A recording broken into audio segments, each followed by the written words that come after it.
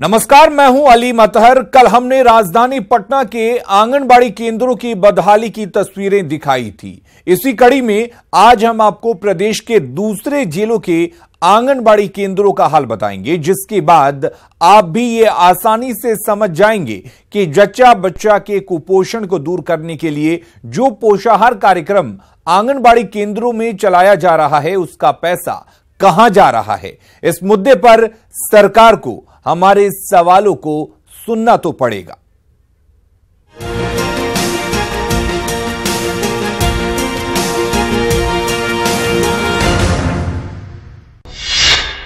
News 18 पर आंगनबाड़ी केंद्रों की पड़ताल।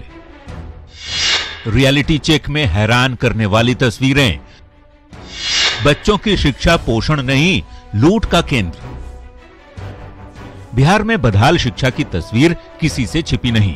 बात प्राथमिक शिक्षा की हो, माध्यमिक या फिर उच्च शिक्षा की, लेकिन न्यूज 18 आपके सामने आंगनबाड़ी केंद्रों की जमीनी सच्चाई बताने जा रहा है। प्रदेश के कई जिलों के आंगनबाड़ी केंद्रों का हमने रियलिटी चेक किया तो जो तस्वीर सामने आई वो चौंकाने वाली थी।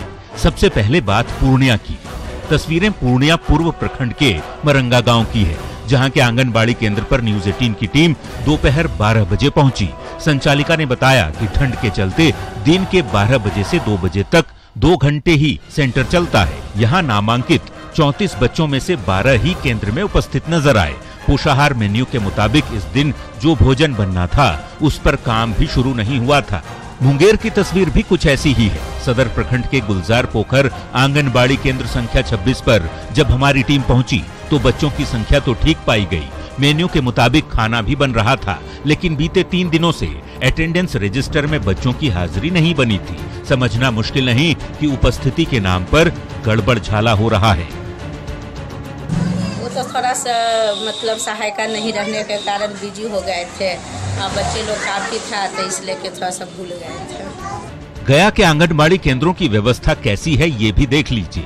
नगर निगम क्षेत्र के वार्ड 30 के नारायणगढ़ आंगनबाड़ी केंद्र का ये नजारा है। बच्चों की उपस्थिति की बात छोड़िए, यहाँ तो सेविका और सहायिका की मेहनत आने के साथ ही पोषाहार राशि भी विलंब से मिलती है, जिसके चलते कई बार पोषाहार योजना बंद करने की मजबूरी है। यही नहीं, भाड़े के मकान का किराया भी बीते 3 साल से नहीं मिला।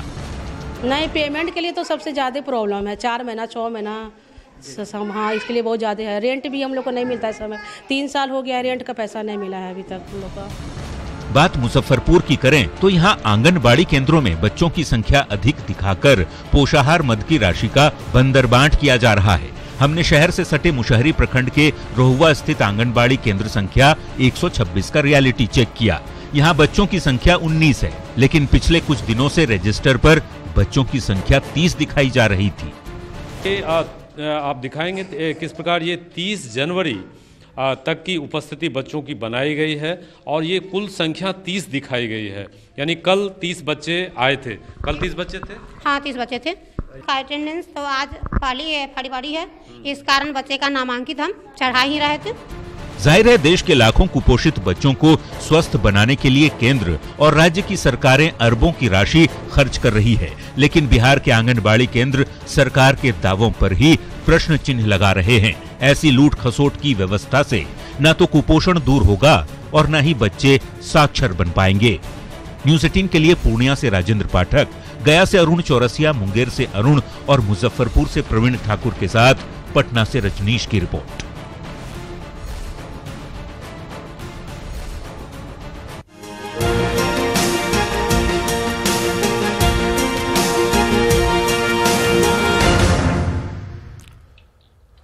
मुजफ्फरपुर में बदमाशों ने 10 करोड़ का सोना लूट लिया है। बदमाशों ने इतनी बड़ी लूट को अंजाम देने के लिए गोल्ड लोन का कारोबार करने वाली कंपनी मुथूट फाइनेंस को चुना।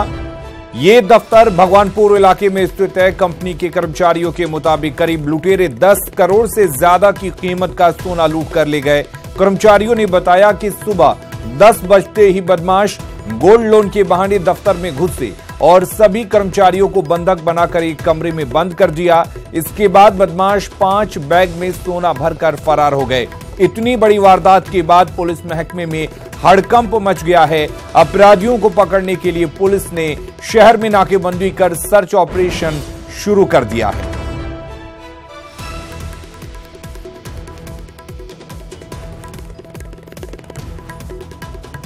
खोल करके जब एंट्री कर रहे थे, इसी बीच में वो जो है गिरा दिया। गिराने के बाद वो जो है हम लोग को अंदर यहाँ आगे बढ़ा के ले गया अंदर के बाद जब वो प्रवेश कर गया तो धीरे धीरे जो है पाँचों प्रवेश कर गया। पाँचों प्रवेश करने के बाद जो है एक गार्ड को जो है मारते हुए एक आदमी आ गया और हम लोग को रिवॉल्वर दिखा के ले गया। वो कहता मैनेजर कहाँ है। मैनेजर साहब निकल के आए, वो भी नहीं जान पाए कि लोग अज्ञात अपराधी है। तो मैनेजर साहब निकल के आए, उनको भी पकड़ के मारते हुए वो पीछे से गया और मारते हुए उनको ले गया। 5 आदमी को हम लोग को किचन में वहाँ रख दिया। इसके बाद एक पिस्तौल गिरा करके एक जो सरगना था, चश्मा माथा पर लगाए हुए था और भैया तू लोग कुछ बोलेगा नहीं, हम जान से नहीं मारेंगे, तू लोग साइलेंट रहो, तू लोग खाली कुछ नहीं है, खाली बता दो सोना कहाँ है। सारे आदमी हम लोग गुम हो गए। इसके बाद जो है एक बाहर उधर से निकल के आया और कहता मैनेजर कहाँ है, उसको मारना शुरू कर दिया मैनेजर साहब।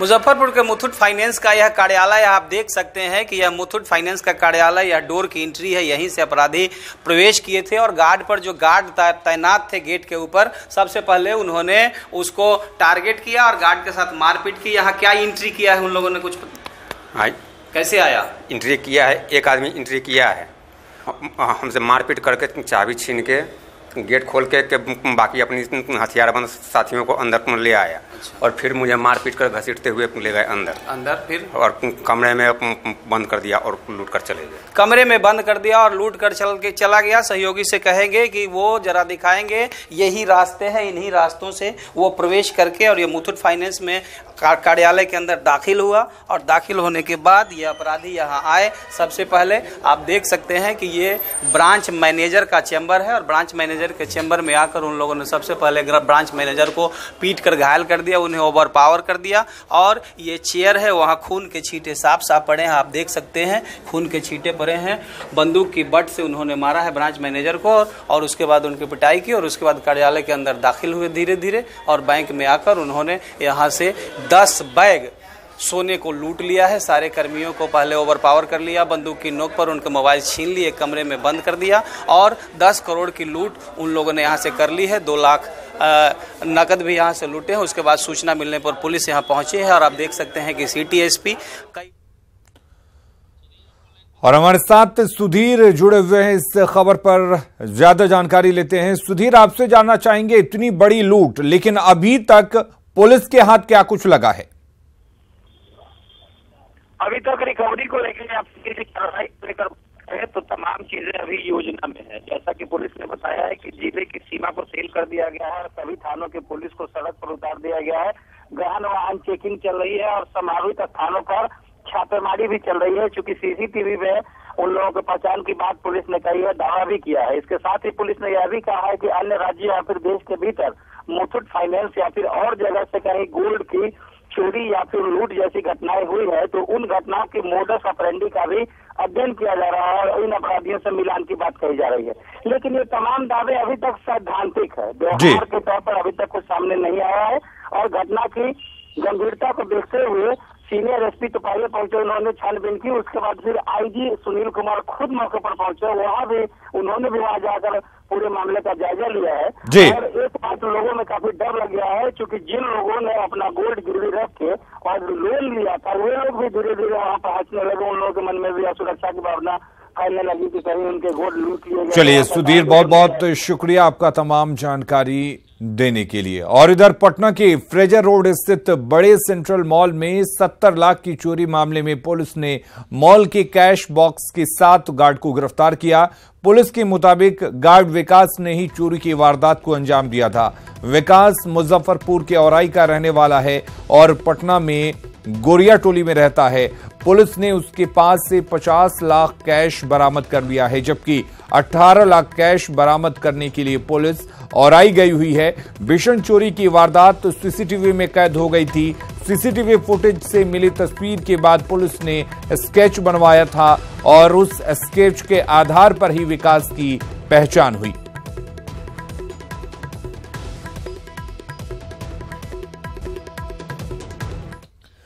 अगली खबर का रुख करते हैं। मधेपुरा की सामुदायिक स्वास्थ्य केंद्र पुरैनी में एक बार फिर स्वास्थ्य विभाग की लापरवाही से एक महिला की जान चली गई। प्रसव के दौरान महिला की मौत के बाद परिजनों ने अस्पताल में जमकर बवाल काटा। हंगामे को देख डॉक्टर, नर्स और स्टाफ अस्पताल से भाग खड़े हुए। अस्पताल में दिन भर अफरा तफरी का माहौल रहा। वहीं आक्रोशित परिजनों ने एक स्वास्थ्य कर्मी की जमकर धुनाई भी कर दी। मृतक के परिजनों का आरोप है कि अस्पताल में किसी भी तरह की सुविधा उपलब्ध नहीं है। यहां मरीज का इलाज भगवान भरोसे किया जाता है। मौके पर पहुंचे पूर्व मंत्री नरेंद्र नारायण यादव भी परिजनों को समझाने की कोशिश करते दिखे।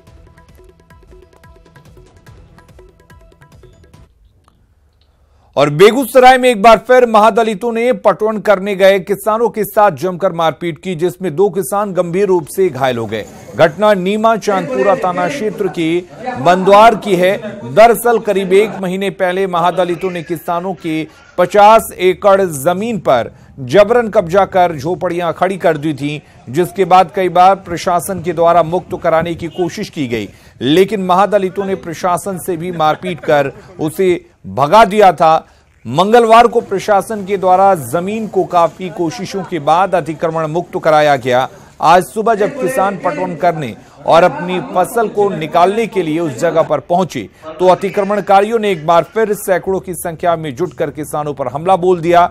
इस दौरान अतिक्रमणकारियों ने जमकर गोलीबारी भी की। फिलहाल घायलों का इलाज सदर अस्पताल में चल रहा है। और नवादा में बेखौफ अपराधियों ने लेवी नहीं देने पर एक व्यवसायी के बेटे की गोली मारकर हत्या कर दी। अपराधियों ने व्यवसायी के बेटे के सिर में गोली मारी। मामला गोविंदपुर थाना क्षेत्र के थाली गांव का है, जहां सीमेंट छड़ व्यवसायी रतन साव के 13 साल के बेटे की बीती देर रात अपराधियों ने गोली मारकर हत्या कर दी। मृतक के परिजनों का कहना है कि कई दिनों से उन्हें पीएलएफआई के जोनल कमांड की ओर से धमकी भरे फोन कॉल आ रहे थे। इस बाबत उन्होंने गोविंदपुर थाने में लिखित शिकायत भी दर्ज कराई थी। घटना से पूरा इलाके में गुस्सा है। गोविंदपुर रजौली एसडीपीओ इंस्पेक्टर और दूसरे पुलिस पदाधिकारियों ने घटनास्थल का जायजा लिया है, लेकिन अभी तक किसी की गिरफ्तारी नहीं हो पाई है। को जो है थाना में प्राथमिकी दर्ज किया गया और इसके बाद हम लोग कुछ संदिग्ध लोगों को पकड़े हैं कल परसों। इसको पुलिस एहतियात कर रही है। इसमें फोन है। इस बिंदु पर जो है जांच भी किया जा रहा है। अभी डीएसपी रजौली से प्रतिवेदन मांग की गई। प्रतिवेदन आने के बाद जो भी कार्रवाई किया है। गोपालगंज में 30 साल की महिला की पीट कर हत्या कर दी गई। हत्या के बाद घर के सभी सदस्य फरार हैं। घटना उचका गांव थाना क्षेत्र के दहीभत्ता गांव के पास की है। हत्या का आरोप महिला के पति पर है, जो हत्या के बाद शव को पुल के नीचे फेंककर फरार हो गया है। मृतका का नाम मनीषा देवी है और वो सीवान के बलिया गांव की रहने वाली है। पड़ोसियों के मुताबिक महिला का पति अक्सर शराब पीकर झगड़ा करता था और इसी झगड़े में महिला की पीट कर हत्या कर दी गई। पुलिस मामले की छानबीन में जुट गई है।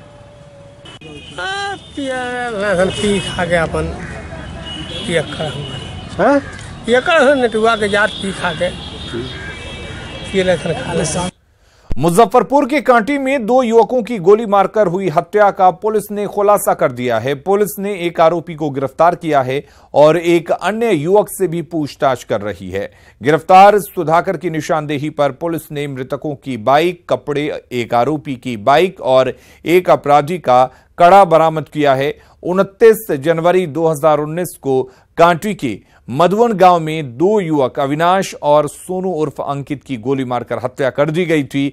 घटना के दिन के उजाले में एक लीची के बाग में अंजाम दिया गया था। एसएसपी मनोज कुमार ने बताया कि ये हत्या हथियारों के लेन देन के लिए की गई थी और मोबाइल बातचीत के आधार पर पूरे कांड की गुत्थी सुलझी है। हत्याकांड हुआ था, उसका सफल उद्भेदन हो गया है और अपराधी पकड़ा गया है। ये मामला है जो हथियार के लेन देन में। कुछ और खबरों का रुख करते हैं। रांची के चूटिया थाना इलाके में विवाद को सुलझाने गई पुलिस पर पथराव हो गया, जिसमें पीसीआर कर्मी बाल बाल बचे, जिसके बाद पुलिस ने आरोपियों को हिरासत में लेकर थाने पहुंची और मामला दर्ज करवाया। पुलिस वालों ने आरोपियों पर सख्त कार्रवाई करने की मांग की है ताकि आने वाले दिनों में इस तरह की कोई अन्य घटना ना हो।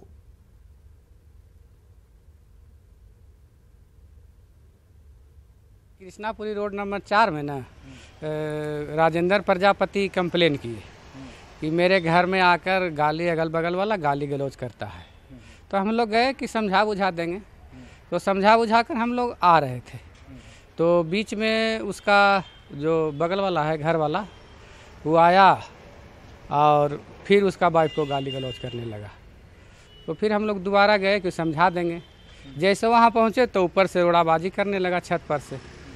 बस जब रोड़ाबाजी करने लगा तो उसको अरेस्ट करके लाके थाना में दे दिए, केस करवाए हैं। जमशेदपुर के एमजीएम अस्पताल में इलाजरत टीबी मरीज संजय मछुआ ने तीसरे महले से कूदकर जान दे दी। उसका शव मेडिकल वार्ड के पास जमीन पर मिला। मृतक की पत्नी भी एमजीएम अस्पताल में ही भर्ती है। दरअसल संजय मछुआ लंबे अरसे से टीबी से पीड़ित था। आयुष्मान भारत योजना के तहत उसे और बेहतर इलाज के लिए रांची ले जाने की तैयारी चल रही थी, लेकिन इससे पहले ही उसने सुसाइड कर दिया। परिजनों का कहना है कि संजय मछुआ अपनी खराब सेहत से बेहद परेशान रहता था। वो पहले भी जान देने की कोशिश कर चुका है। इलाज में तो कुछ ही का कमी नहीं हुआ। उनको ना 2 महीना पहले तो भर्ती किए हुए थे यहाँ। उससे पहले 2 साल 2.5 साल से टीबी का शिकायत था। धीरे धीरे बढ़ते गया। दवा खाता था छोड़ देता था, दवा खाता था छोड़ देता था। क्या कीजिए, टीबी तो छोड़ देने से नहीं ना ठीक हो जाता है। हाँ, 1-2 बार कोशिश किया तो बोल दो उसको भाई।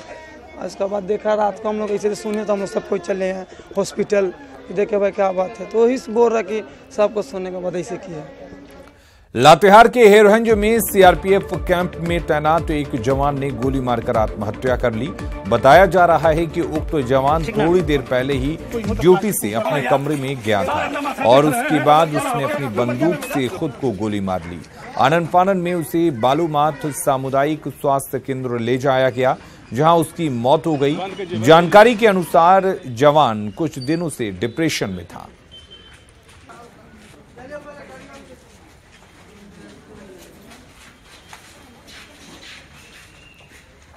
बोकारो और चास के 2 ज्वेलरी शॉप में 1 करोड़ रुपए की आयकर चोरी पकड़ी गई है। आयकर विभाग ने देर रात दोनों ज्वेलरी शॉप में सर्वे किया, जिसमें ये गड़बड़ी पकड़ी गई। सेक्टर 4 स्थित सिटी सेंटर के ज्वेलरी शॉप सोना चांदी और चास के सोनाली ज्वेलर्स में कल दोपहर से आयकर विभाग का सर्वे शुरू हुआ था, जो देर रात खत्म हुआ। सूत्रों के मुताबिक चास से कि सोनाली ज्वेलर्स में स्टॉक में 1 करोड़ की गड़बड़ी पकड़ी गई। इसके अलावा सेक्टर 4 के सोना चांदी ज्वेलर्स में भी हेराफेरी पकड़ी गई है। आयकर सर्वे में कई आला विभागीय अधिकारी शामिल हुए।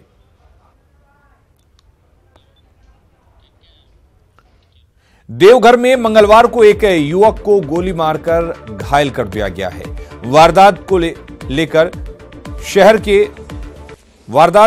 के रिलैक्स होटल के समीप आपसी विवाद के बाद अंजाम दिया गया। गोली लगने से घायल युवक का नाम आजाद शेख है, जो जूता व्यवसायी है। बताया जा रहा है कि आजाद शेख ने परिचित युवक दानिश को व्यवसाय के लिए कर्ज दिया था। उसी पैसे की वापसी को लेकर दोनों के बीच विवाद चल रहा था। इसी क्रम में दोनों के बीच कहासुनी हो गई और दानिश ने आजाद को गोली मार दी। घटना के बाद पुलिस मामले की छानबीन कर रही है। घटना घटी है, इसमें एक व्यक्ति को गोली लगी है और इन्हें सदर अस्पताल लाया गया है। अभी अच्छे बातचीत हो रही है और इसमें कुछ लोगों का नाम भी आया है, उस पर हम लोग कार्रवाई कर रहे हैं। राजधानी रांची में डीएसपी के जमीन को ही माफियाओं द्वारा बेचने का सनसनीखेज मामला सामने आया है। पूरा मामला कोतवाली इलाके का है, जहां जमीन माफिया ने मुकेश ने अपने साथियों के साथ मिलकर फर्जी कागजों के सहारे डीएसपी जितेंद्र प्रसाद की जमीन को बेच दिया है। डीएसपी जितेंद्र प्रसाद ओरमांझी थाना में पोस्टेड हैं। पूरा मामला सामने आने के बाद डीएसपी की पत्नी ने केस दर्ज कराया है। मामला दर्ज होने के बाद पुलिस ने कार्रवाई करते हुए आरोपी को गिरफ्तार कर लिया है। मुकेश पर इस तरह की कई घटनाओं को पहले भी अंजाम देने का आरोप है। इसके वादी हैं, एक पुलिस अफसर की पत्नी है और उसका ज़मीन वो खरीदा था अपना। तो क्या है, मुकेश कुमार पांडे और ये लोग कुछ लोगों को ये लोग एक गिरोह बना के और किसी का ज़मीन को जो है दूसरे को बेच देना, उसमें झंझट पैदा कर देना, यही लोग का काम है और पैसा ऐंठना काम है। लोग जाली कागजात वगैरह फ्रेबी बना करके ये लोग जो है ये लोग ये सब काम करते हैं।